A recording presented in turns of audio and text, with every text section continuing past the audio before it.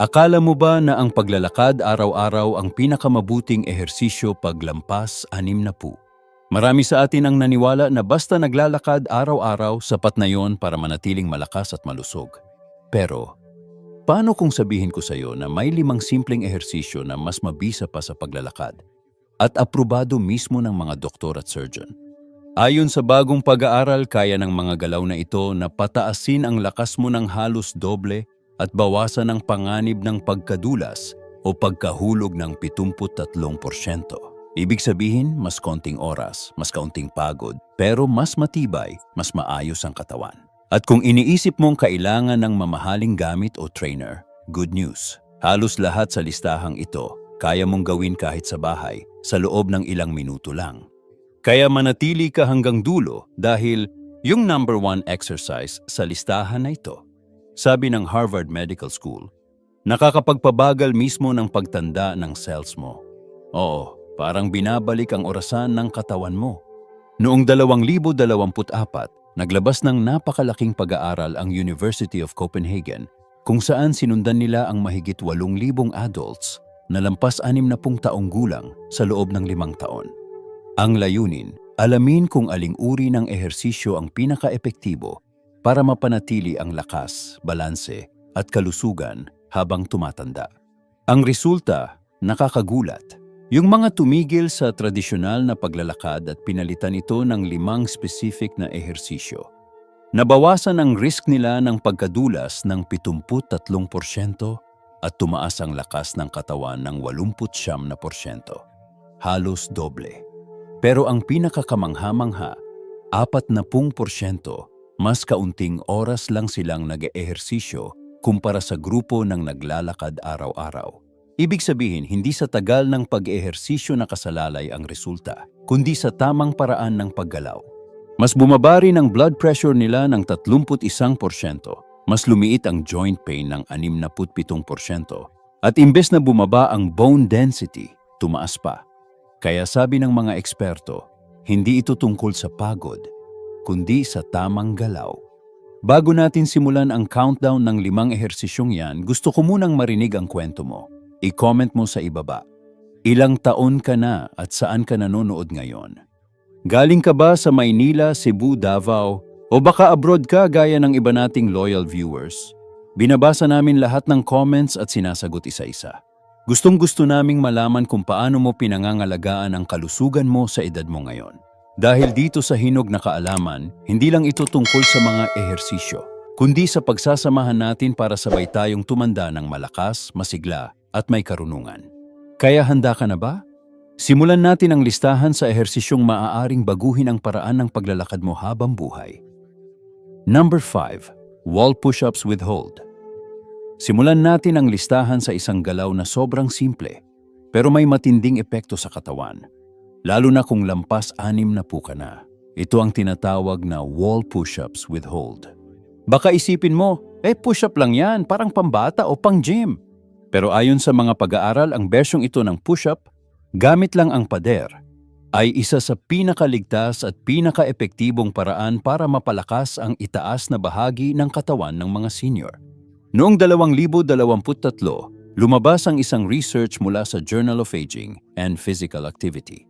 Ayon dito, ang mga matatandang nagsagawa ng wall push-ups with hold sa loob ng 8 linggo ay nakapagtala ng 34% na pagtaas sa upper body strength kumpara sa mga gumagawa ng tradisyonal na ehersisyo.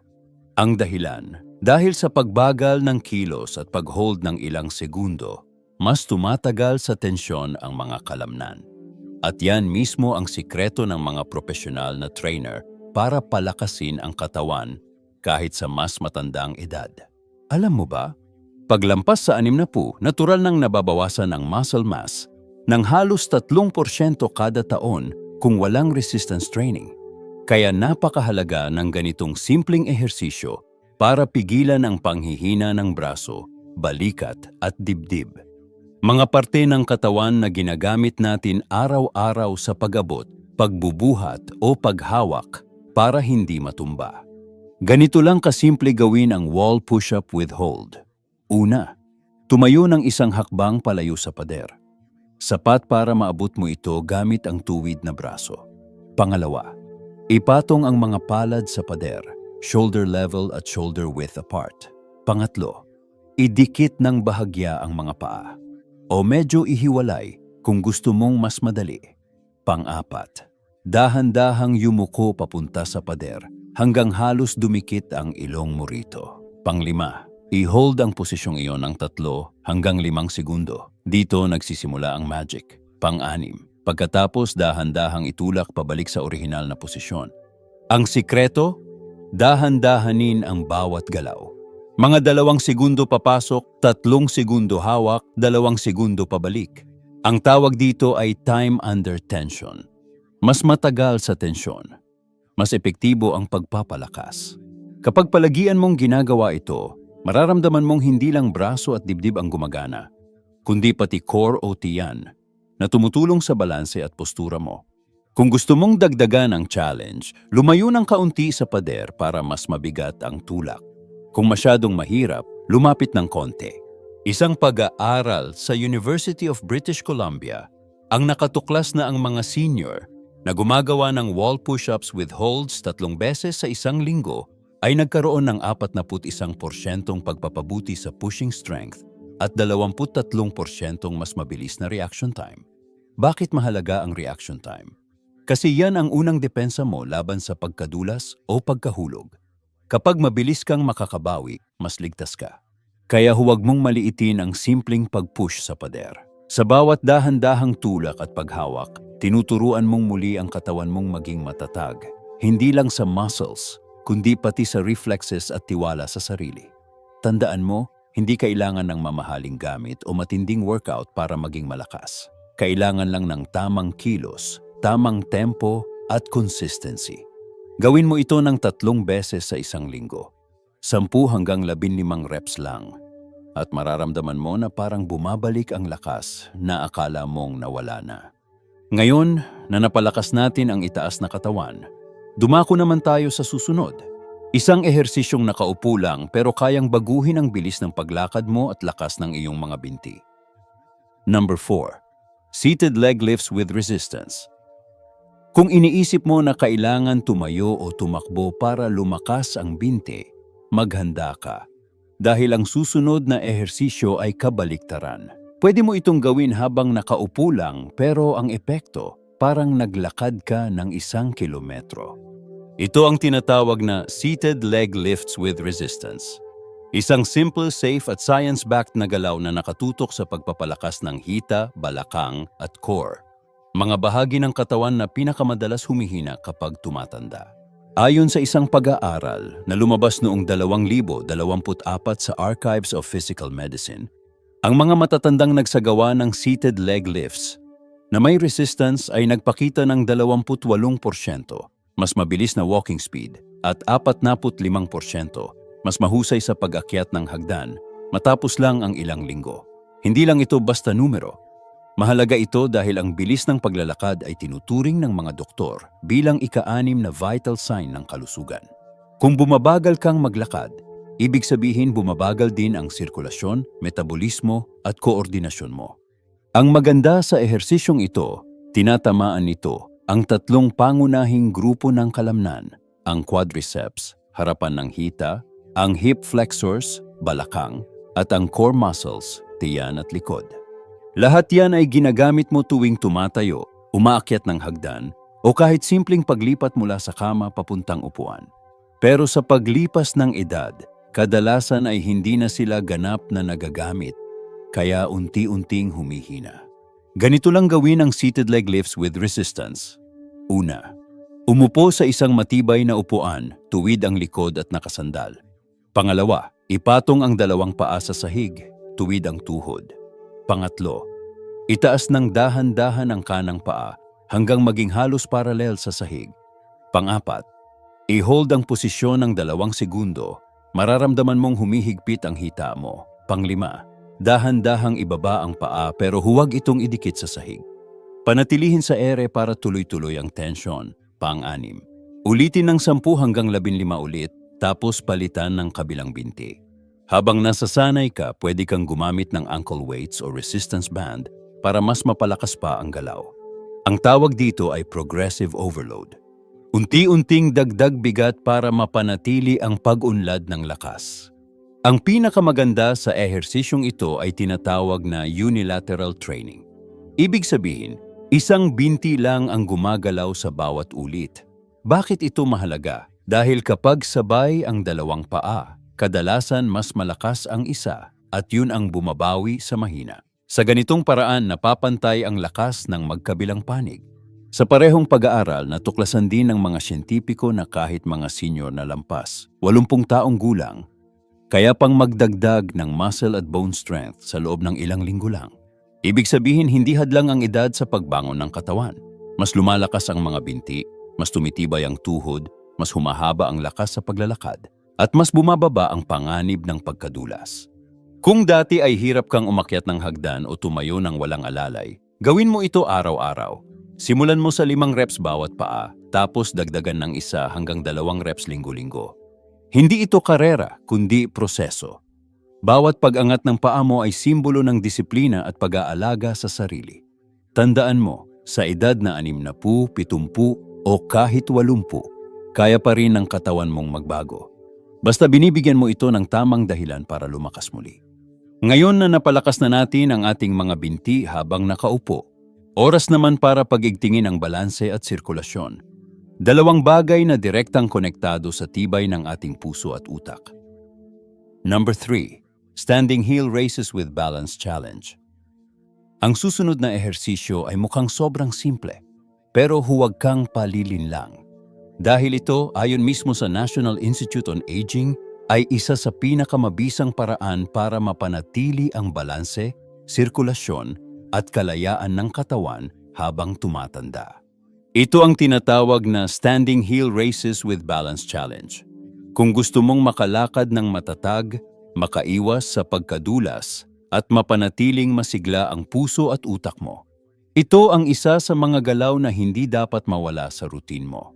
Sa isang landmark study ng National Institute on Aging, noong 2023, natuklasan nilang ang mga matatandang may malakas na calf muscles o binti sa ibaba ng tuhod ay 71% mas malamang na manatiling independent sa susunod na 10 taon. At hindi lang yan, 64% mas kaunti rin ang naitalang pagkakahulog at injury. Ang dahilan? Ang ating calf muscles ang nagsisilbing second heart ng katawan. Tuwing umaangat tayo sa dulo ng paa, pinipiga ng muscles na ito ang mga ugat sa binti, tinutulak ang dugo paakyat patungo sa puso. Kaya kung mahina ang calves mo, bumabagal din ang daloy ng dugo. Dahilan ng pamamaga ng paa, pangangalay, at minsan pati brain fog. Ganito lang kasimple ang Standing Heel Raises with Balance Challenge. Una, tumayo sa likod ng matibay na upuan. Ilagay ang dulo ng mga daliri sa sandalan bilang support kung kailangan. Pangalawa, dahan-dahang umangat sa dulo ng iyong mga paa. Parang sinusubukan mong abutin ang kisame. Pangatlo, pag-angat mo, i-hold ng 3 segundo habang nakatingin sa harap, hindi sa paa. Pang-apat, dahan-dahang ibaba sa loob ng 3 segundo ulit. Yan ang isang ulit. Gawin ito ng 10 repetitions at unti-unting dagdagan hanggang 25 habang nasasanay ka. Kapag kaya mo na, subukan ang isang paa lang sa bawat set. Mas mabigat yan pero mas matindi rin ang benepisyo, lalo na sa balance at reflexes. Sa Japan's Longevity Research Center, nadiskubre na ang mga taong kayang gumawa ng 20 single-leg heel races ay may biological age na halos 15 taon na mas bata kaysa sa aktwal nilang edad. Mas malambot at flexible din ang kanilang mga ugat, 43% kumpara sa mga hindi gumagawa ng ganitong ehersisyo. Kaya hindi lang lakas ang binibigay nito, kundi bata at masiglang daloy ng dugo. Ang bawat pagtaas at pagbaba ng sakong mo ay parang mini-pump ng dugo. Mas maayos ang sirkulasyon, mas maraming oxygen ang nakakarating sa utak, kaya mas malinaw ang isip at mas alerto ang reflexes. Sa loob ng 12 linggo, nakita sa pag-aaral na 26% ang itinaas ng cognitive test scores ng mga seniors na gumagawa ng heel races dahil mas gumanda ang daloy ng dugo sa utak. Kapag natutunan mong gawin ito ng regular, mapapansin mong mas mabilis kang bumawi kapag nadulas o napatingkayad. Kasi yan ang unang instinct ng katawan kapag nawawalan ng balanse. Tinutulak ng paa ang sarili para hindi matumba. At yan mismo ang pinapalakas ng heel raises. Ang simpleng 3 segundo sa dulo ng paa, kung gagawin mo araw-araw, ay parang insurance laban sa pagkadulas. Mas matatag ang paa, mas alerto ang utak, mas maayos ang daloy ng dugo. Hindi mo kailangang magmadali. Gawin mo lang ito ng 3 beses sa isang linggo sa loob ng 5 minuto bawat session. At unti-unti mong mararamdaman na mas magaan ang paglakad, mas balanse ang katawan, at mas matatag ang bawat hakbang mo. Ngayon na malakas na ang ating mga binti at balanse, dumako naman tayo sa susunod na galaw. Isa sa pinakamahalagang exercise sa buong buhay natin. Dahil ito ang tumutulong para manatili kang independent, makabangon ng walang tulong, at manatiling aktibo kahit lampas 70 o 80. Number 2. Modified squats to chair. Ang pangalawa sa ating listahan ay isang galaw na napakapamilyar. Dahil ginagawa mo ito araw-araw, kahit hindi mo napapansin. Bawat beses na tumatayo ka mula sa upuan o bumababa para umupo, ginagawa mo na ito. Ito ang tinatawag na modified squats to chair. Pero bago ka mag-alala sa tuhod mo, tandaan, sa tamang paraan ng paggalaw, ang squat ay hindi kalaban ng tuhod. Ito pa nga ang pinakamabisang proteksyon laban sa pananakit at panghihina ng mga ito. Noong 2024, nagsagawa ang mga researcher ng isang meta-analysis ng 42 pag-aaral na may mahigit 15,000 kalahok. Ang resulta, ang modified chair squats ay hindi lang ligtas, kundi nakapagpababa ng knee pain ng 58% sa mga taong lampas 60. Hindi lang yon, tumaas pa ang overall strength at balance nila ng higit 40%. Bakit? Kasi ang galaw na ito ay sabay-sabay pinapalakas ang glutes, hita, core, at likod. Mga muscle na nagtutulungan para makalakad, makatayo, at makagalaw ng maayos. Ang sit-to-stand movement na yan, mula pag-upo hanggang pagtayo, ay isa sa pinaka-importanting marker ng independence. Ayon sa Stanford Longevity Center, yung mga hindi na kayang tumayo mula sa upuan ng hindi humahawak ay may 3 beses na mas mataas na risk ng pagkasakit o pagkawala ng mobility sa loob ng 5 taon. Ganito ang tamang paraan ng modified squat to chair. Una, pumili ng matibay na upuan, yung kapag umupo ka 90 degrees ang tuhod mo. Pangalawa, tumayo sa harap ng upuan. Ang paa ay hip-width apart at bahagyang nakalabas ang mga daliri ng paa. Pangatlo, ilagay ang kamay sa harap mo o i-cross sa dibdib para sa balanse. Pang-apat, dahan-dahang itulak ang balakang paatras. Parang isinasara mo ang pinto gamit ang puwet mo. Pang-lima, bumaba ng dahan-dahan hanggang bahagya lang na dumikit ang puwet sa upuan, pero huwag umupo ng buo. Pang-anim, pagdampi, huminga, at itulak pataas gamit ang sakong. Pang-pito, ulitin ng 8 hanggang 10 beses at unti-unting dagdagan hanggang 15 hanggang 20 beses. Ang sikreto dito ay yung hip hinge movement. Balakang muna ang gumagalaw, hindi tuhod. Yan ang nagbibigay proteksyon sa iyong mga kasukasuan.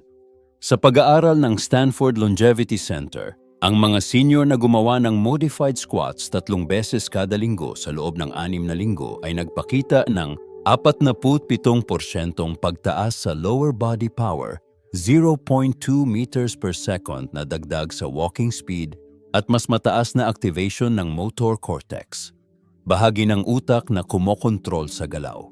Ibig sabihin, habang pinapalakas mo ang katawan mo, pinapatalas mo rin ang utak mo. Literal, nire-rewire mo ang katawan mo para mas mahusay ang galaw at balanse. Sa bawat pagtaas mo mula sa upuan, isipin mo ito. Bawat pagtayo ko ay paalala na kaya ko pa. Na hindi ako basta uupo sa buhay. Hindi ito tungkol sa pagiging mabilis, kundi sa pagiging consistent. Kahit 5 reps lang ngayon, basta ginagawa mo ito ng tama at may pag-iingat, makikita mo ang pagbabago. Kapag kaya mo nang tumayo ng walang alalay, ibig sabihin bumabalik ang lakas, dignidad at kumpiyansa mo sa katawan mo. Ngayon na napalakas natin ang mga binti at balakang, Dumako na tayo sa pinakamahusay na ehersisyo para sa kalusugan, utak at tibay ng katawan ayon mismo sa Harvard at Mayo Clinic. Ito ang galaw na kayang pabagalin ang pagtanda ng cells mo at palakasin ang buong katawan mula ulo hanggang paa. Number 1. Bird Dog Hold Progressions. Ang ating number 1 exercise ay kakaiba at marahil ngayon mo lang ito maririnig. Hindi mo kailangan ng gamit, hindi rin kailangang mabilis. Pero ayon sa Harvard Medical School at Mayo Clinic, ito ang pinakakumpletong galaw para sa mga taong lampas 60. Ito ang Bird Dog Hold Progressions. Bakit tinawag na bird dog? Kasi ginagaya nito ang postura ng isang aso na nagmamasid at ibon na naka-extend ang pakpak. Balanse, matatag at alerto. At yan mismo ang itinuturo ng ehersisyong ito sa katawan mo. Isang 2024 na study sa Journal of Gerontology ang nagsabing ito ang single most effective exercise for healthy aging. Bakit? Kasi sabay nitong pinapalakas ang core, pinapa-stabilize ang likod, pinapaaganda ang balance at pinapatalas ang isip. Sa pag-aaral ng Mayo Clinic sa 500 adults na lampas sa 60, yung gumagawa ng bird dog hold 4 na beses kada linggo ay nagpakita ng 73% pagtaas sa core strength, 76% pagbaba sa back pain, 82% mas mababang risk ng pagkadulas, and 3.2% pagtaas sa bone density sa loob ng 2 taon. Isipin mo yun. Habang karamihan ay unti-unting nanghihina, ikaw ay pabalik sa lakas, parang binabaliktad ang oras ng katawan. Ganito lang kasimple ang bird dog hold. Una, lumuhod sa malambot na sahig o yoga mat, naka all fours position, kamay sa ilalim ng balikat, tuhod sa ilalim ng balakang. Pangalawa, panatilihing tuwid at relaxed ang likod, huwag nakaarko o nakahukot. Pangatlo, iangat ang kanang braso pasulong habang sabay na inaangat ang kaliwang paa pabalik. Pang-apat, dapat ay tuwid ang linya mula dulo ng kamay hanggang paa. Pang-lima, i-hold ng 5 hanggang 10 segundo para maramdaman ang balanse at kontrol. Pang-anim, dahan-dahang ibaba tapos gawin sa kabilang side. Habang nasasanay ka, maaari kang umusad sa mga progressions. Week 1 to 2, hold 5 seconds bawat side. Week 3 to 4, hold 10 seconds. Week 5 to 6, magdagdag ng maliit na pulse movement habang naka-hold. Week 7 to 8, gawin na nakapikit para matrain ang tunay na balance at focus. Ang sikreto ng ehersisyong ito ay nasa utak, hindi lang sa kalamnan, kapag sabay mong ginagamit ang kanan mong kamay at kaliwang paa at vice versa. Pinapagana mo ang magkabilang hemisphere ng utak mo. Ito ang tinatawag na cross-lateral neural firing.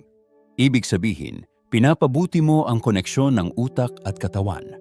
Kaya ayon sa Cleveland Clinic, bumababa ang risk ng demensya ng 31% sa mga taong regular na gumagawa nito. May isa pang bonus, habang naka-hold, napipilitang gumana ang core at likod mo ng sabay. Yan ang dahilan kung bakit bumababa ang back pain at mas matatag ang gulugod. Ang bird dog ay hindi lang physical exercise. Ito ay mental training. Tinuturuan ka nitong manatiling kalmado sa gitna ng pagod at manatiling balanse sa gitna ng pagbabago. Habang naka-hold ka, huminga ng malalim. Dahan-dahan ilabas sa ilong. Sa bawat hinga ipaalala sa sarili mo, ang katawan ko ay matatag, ang isip ko ay kalmado, ako ay buhay at malakas. Gawin ito ng 3 beses kada linggo at mapapansin mong hindi lang katawan ang lumalakas, kundi pati tiwala mo sa sarili. Ngayon nakita mo na kung bakit ang 5 galaw na ito ay mas mabisa pa sa paglalakad. Sa loob ng 20 hanggang 25 minuto lang, 3 beses sa isang linggo, mapapanatili mo ang lakas, balanse at sigla ng katawan mo. Ngayong nakita mo na ang 5 galaw na mas mabisa pa sa paglalakad, tandaan mo, hindi ito tungkol sa kung gaano kakabilis gumalaw, kundi kung gaano ka-consistent sa pag-aalaga sa sarili mo. Ang katawan natin parang halaman. Kapag araw-araw mong dinidiligan ng tamang galaw, tamang pahinga at tamang pag-iisip, kusang lumalakas. At kahit lampas 60, 70 o 80, kaya pa rin nitong tumubo, gumaling at magbago. Ang 5 ehersisyo na ito, Wall push-ups, leg lifts, heel raises, squats at bird dog ay parang 5 sandigan ng lakas. Pinapalakas nito ang braso, binti, balanse, likod at isipan mo. Sabay-sabay nilang binabalik ang kumpiyansa mo na gumalaw ng mag-isa, tumayo ng matatag at mamuhay ng walang takot sa pagtanda. Hindi mo kailangang gumugol ng 1 oras araw-araw. 25 minuto 3 beses sa 1 linggo lang. Sapat na para baguhin ang takbo ng katawan mo. Sa susunod na tatayo ka mula sa upuan o iaangat mo ang paa mo sa ere, alalahanin mo ito. Hindi mo lang pinapalakas ang katawan mo, pinapatunayan mong buhay ka pa at may kakayahang lumakas muli. Ang edad ay numero lang. Ang tunay na sukatan ng kabataan ay kung paano ka patuloy na kumikilos, nagmamahal at nag-aalaga sa sarili mo. Salamat sa panonood. I-comment mo sa ibaba kung alin sa 5 galaw na ito ang gusto mong subukan bukas. Tandaan, bawat galaw mo ay puhunan sa mas mahaba, mas masiglang buhay.